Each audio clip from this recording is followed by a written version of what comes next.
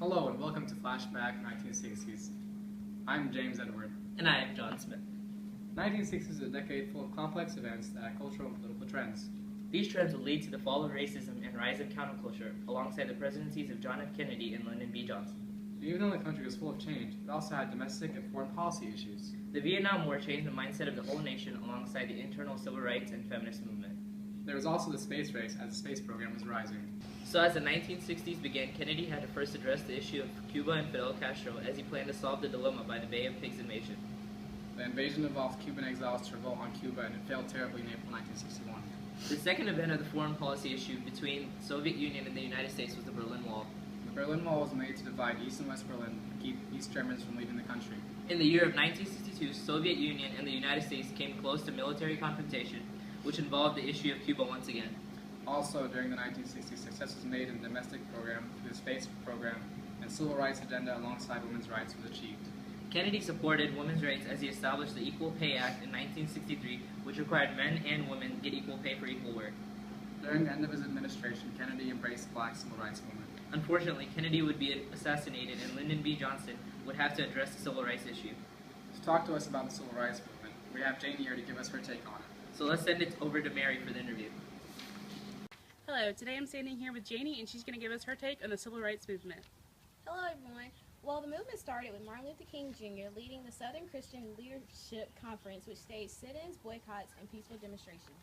Oh yes, Dr. King and his efforts provided the spark until he was assassinated. But what about the core and freedom writers movement? Both of these provided active resistance, which led to the Civil Rights Act of 1964, which outlawed discrimination on a person's race, color, religion, or gender. It was the most important piece of civil rights legislation, as the Equal Employment Opportunity Commission enforced the act. Also during the Civil Rights Movement, we had the Gideon versus Wainwright case and the Miranda case. The Gideon versus Wainwright ruled that a defendant in a felony trial must be provided a lawyer for free if he or she could not afford one, and the Miranda helped advise his or her right to remain silent and to consult a lawyer. The civil rights victories did not come easy, as Malcolm X also advocated an aggressive approach. Well, that's all from us now. Let's go back to James and John.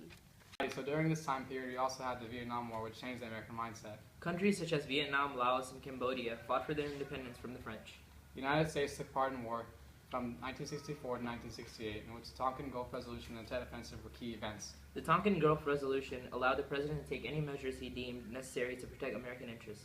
Johnson's advisors assured him that the war was winnable until the North Vietnamese launched the Tet Offensive, which were attacks around the country. The Vietnam War resulted in 58,500 deaths of Americans, and culture totally changed in the United States.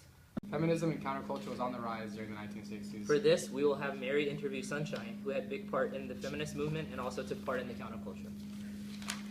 Hello once again. We're going to talk with Sunshine about how the feminist movement changed the United States and how she felt being a part of the counterculture. Hi. It all started with the SDS and Port Huron Statement, which led to the group known as the New Left. The New Left is male-dominated, and Betty Freeman's The Feminine Mystique openly challenged many people's assumptions about women's place in society. Not only did she write that book, but she was also one of the founders of the National Organization for Women, which fought for the Equal Rights Amendment to the Constitution. The Now's purpose was to seek equality for men and women within the government, employment, labor unions, civic, and political organizations. This feminist aggression led to the Roe v. Wade case, which enabled women to obtain abortions in all 50 states within the first trimester. Also, hippies like me led to the new way of life known as counterculture, and it was the best time ever when I experienced the Woodstock Festival.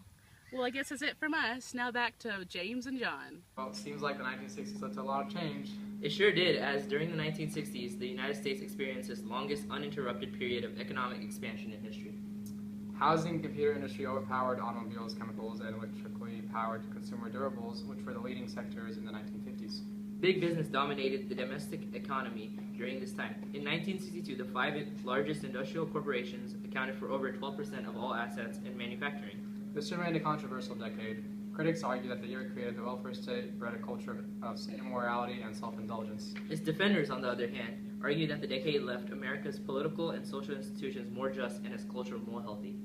Overall, the 1960s presidencies of JFK and LBJ change can be seen in the political and economic categories, but especially in the social category. Well, that's a wrap from this special episode of the Flashback 1960s.